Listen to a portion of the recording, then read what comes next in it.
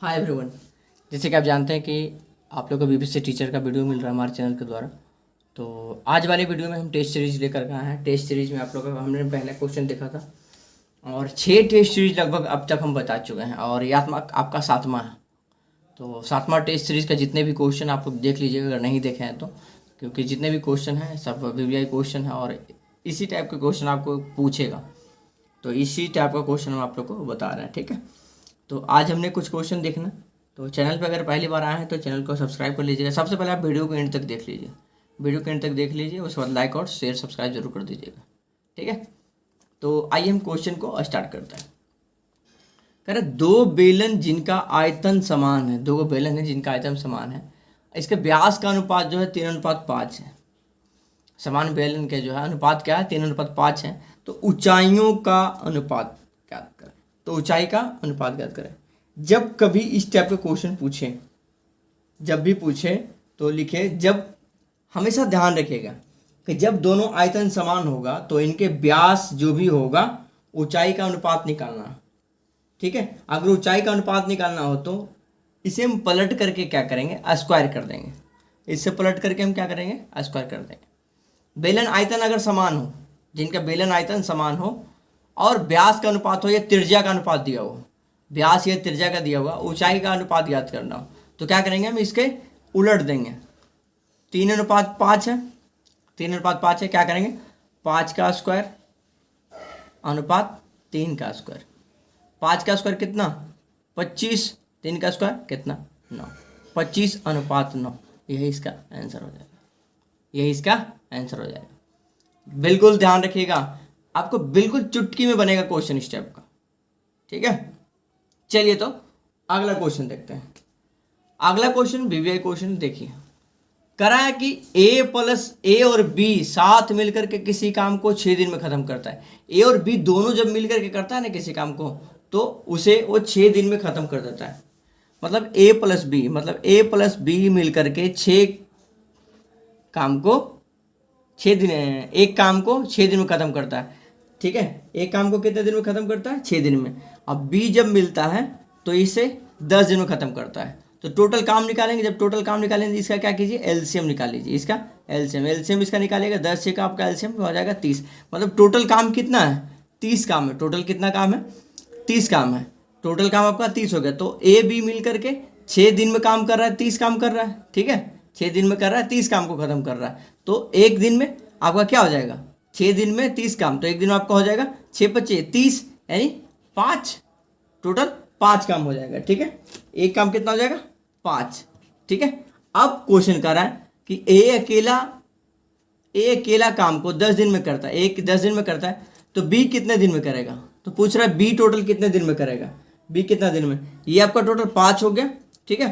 5 आपका क्वेश्चन कर रहा है ए और बी साथ मिलकर के किसी काम को 6 दिन में, साथ मिला तो 6 दिन में, बी 10 दिन में, तो टोटल काम कितना हो गया 30 हो गया। टोटल काम कितना हो गया 30 हो गया। अगर बी करेगा तो 10 दिया 30, बी करेगा तो 10 दिया 30, 3 हो जाएगा, 5 में से 3 गया 2, टोटल कितना हो गया 2 हो गया।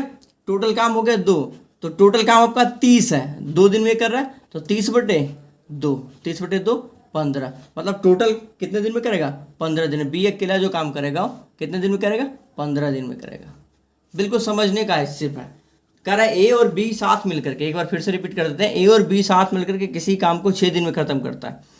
ए बी जब दोनों साथ मिलता है तो उसे काम को 6 दिन में खत्म कर देता है और बी सिर्फ उसे 10 दिन में करता है अकेला।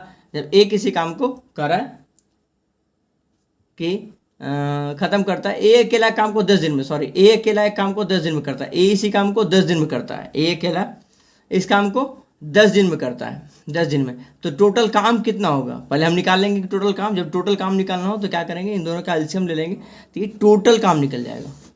टोटल काम हो गया 30, टोटल काम कितना हो गया 30। ए अकेला काम को कर रहा है, ए अकेला जब कर रहा है तो उसे 10 काम 10 दिन में खत्म कर रहा है। टोटल कितने काम 10 दिया 30, 3 हो गया आपका, 10 दिया 30, और ये दोनों मिलके जब कर रहा है तो 6×5 30, 6×5 30 यानी 5 में 5 ये हो गया, दोनों मिलकर के 5 और अकेले मिलकर के 3, तो दोनों को जब घटाएंगे ए वो अकेला निकल जाएगा। 5 में जब ए को निकालना हो तो 5 में से 3 घटाएंगे तो कितना 2 आपका हो जाएगा, यानी 2 टोटल हो गया।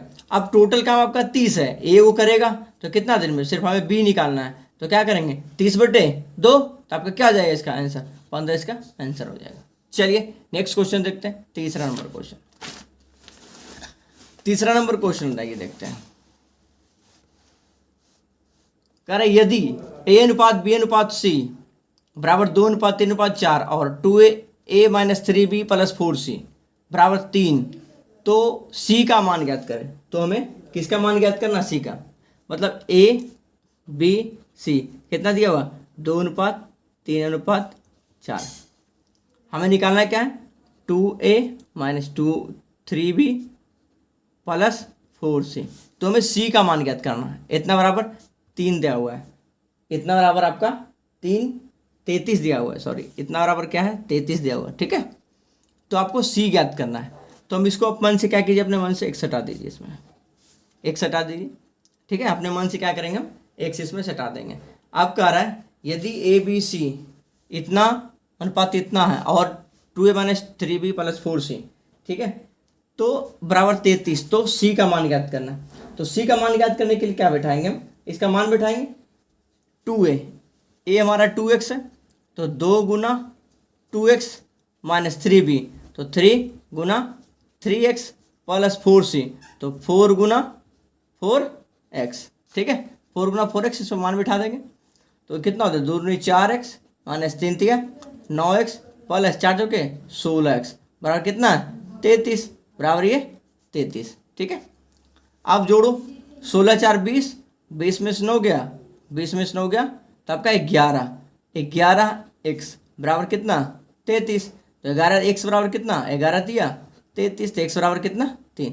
x का मान निकल के कितना आया, 3 आया। c हमें निकालना है, तो c को इसमें मान रख देंगे, 4 × 3 बराबर 12, यानी 12 आंसर आ जाएगा। c कितना है, 12। चलिए नेक्स्ट क्वेश्चन देखते हैं, चौथा नंबर क्वेश्चन। चौथा नंबर क्वेश्चन करें, यदि एक व्यक्ति का वेतन पहले साल 12% बढ़ता है, पहले साल क्या हो रहा है, 12% बढ़ता है, और दूसरे साल 12% कम हो जाता है, तो आरंभिक वेतन के सापेक्ष तीसरे, अगर कहीं इस टाइप का क्वेश्चन हो कि 12 साल 12 बढ़ रहा है, 12% घट रहा है, तो इसका एक फॉर्मूला याद रखिएगा, a + b + ab/100। वृद्धि होगा तो प्लस में और कमी होगा तो माइनस में। तो 12% पहले बढ़ता है तो प्लस में, फिर 12% घटता है तो माइनस में, उसके बाद प्लस माइनस माइनस हो जाएगा। 12 × 12 ए बी है, यानी ए बी 12 × 12/100 कर देंगे। अब 12 से 12 कट जाएगा, ठीक है, तो कितना बचेगा, 12 × 144, 100 माइनस 144/100, तो इसको पॉइंट बैठाएंगे तो 1.44, माइनस में 1.44, इसका प्रतिशत आपका आंसर हो जाएगा। चलिए नेक्स्ट क्वेश्चन देखते हैं, 5वां नंबर क्वेश्चन।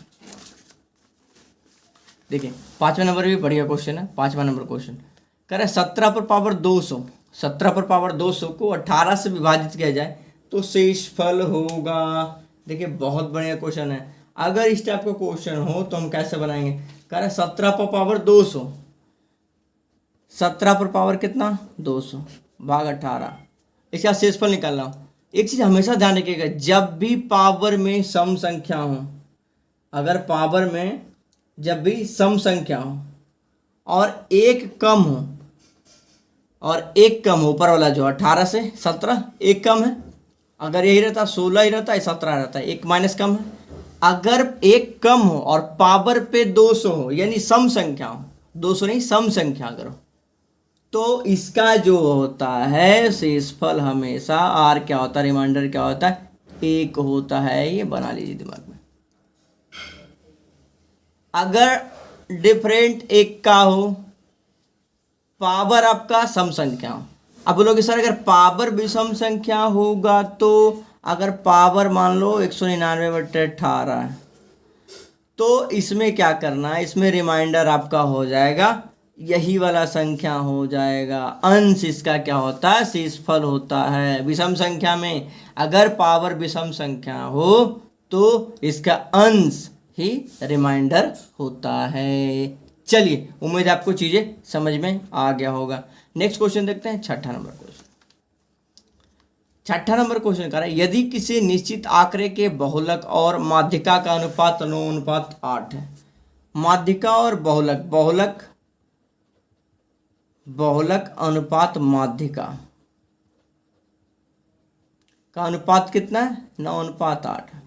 यदि कह रहा है किसी निश्चित आंकड़े के बहुलक और माध्यिका का अनुपात 9:8 है और इसके माध्य और माध्यिका का अनुपात ज्ञात करें, तो पूछ रहा है माध्य और माध्यिका। तो माध्यिका तो हमें पता है, माध्यिका अनुपात कितना है? 8, लेकिन माध्य नहीं पता है। तो इसका एक बहुलक बराबर फॉर्मूला होता है, ध्यान रखेंगे कि बहुलक बराबर फॉर्मूला क्या होता है, आगे लिख देते हैं। एक बहुलक का एक फॉर्मूला होता है, बहुलक बराबर फॉर्मूला होता है आपका 3 माध्यिका माइनस 2 माध्य। तो आपका बहुलक दिया हुआ है 8, आपका बहुलक दिया हुआ है और 3 गुने माध्यिका आपका बहुलक आपका 9 दिया हुआ है। बहुलक आपका कितना है? 9 दिया हुआ है, ठीक है। बहुलक आपका 9 दिया हुआ है और माध्यिका आपका 3 गुने 8 और माध्यिका 8 दिया हुआ है।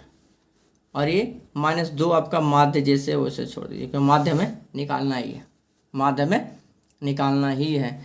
तो इसको हम लिख सकते हैं 9 बराबर 8 या 24 माइनस 2 माध्य, 24 माइनस 2 माध्य। आप क्या करेंगे? 9 प्लस में इधर करके माइनस में हो जाएगा, 24 को इधर ले आएंगे बराबर -2 माध्य, बराबर -2 माध्य। तो इसको हम ऐसा लिख सकते हैं 9 में से 24 गया -15 बराबर -2 माध्य, -2 माध्य, ठीक है। तो माइनस से माइनस कट गया, तो 15/2 माध्य बराबर कितना है? माध्य बराबर कितना है? 15/2। माध्य हमारा कितना निकल के आया? 15/2। अब हमें यहाँ पे देखना है, माध्य है हमारा 15/2, तो ये 2 होगा, इधर चला जाएगा, तो ये आपका क्या हो जाएगा? 15:8 दूनी 16, 15:16 इसका आंसर हो जाएगा। 15:16 इसका आंसर हो जाएगा। चलिए, बहुत बढ़िया, उम्मीद है समझ में आया होगा। नेक्स्ट क्वेश्चन देखते हैं, 7वां नंबर क्वेश्चन। 7वां नंबर क्वेश्चन बढ़िया क्वेश्चन है, देखिए। कह रहा किसी आयताकार जलाशय में 126 किलोलीटर पानी है। जलाशय की गहराई जो है 3.5 मीटर है और इसकी लंबाई जो है 8 मीटर है। तो जलाशय की चौड़ाई ज्ञात करें। इसका एक फॉर्मूला होता है, देखिए, लंबाई गुने चौड़ाई गुने ऊंचाई। तो लंबाई इसमें और चौड़ाई और ऊंचाई, इसमें गहराई दिया हुआ, गहराई दे दो 8 गुना 3.5 गुना चौड़ाई को x मान लो, बराबर कितना दिया हुआ है? 126 किलोलीटर, 126 किलोलीटर कर दो। अब इसको हम कर सकते हैं 35/10, 2 × 5 = 10 और 7 × 5 = 35, 18 × 7 = 26, 8, 2 चौके 8, तो 2 दूनी 4 और 9 दूनी 18, यानी 2x बराबर कितना? 9। तो x बराबर कितना हो जाएगा? 9/2। x बराबर कितना हो जाएगा? 9/2। इसको हम क्या लिख सकते हैं? 4 दूनी 8, 4.5 मीटर इसका चौड़ाई, 4.5 मीटर इसका चौड़ाई। चलिए, उम्मीद आपको क्वेश्चन समझ में आएगा। अगर वीडियो पसंद आया तो वीडियो को शेयर कर दीजिएगा और लाइक कीजिएगा। मिलेंगे नेक्स्ट वीडियो में। आज की फिलहाल थैंक यू।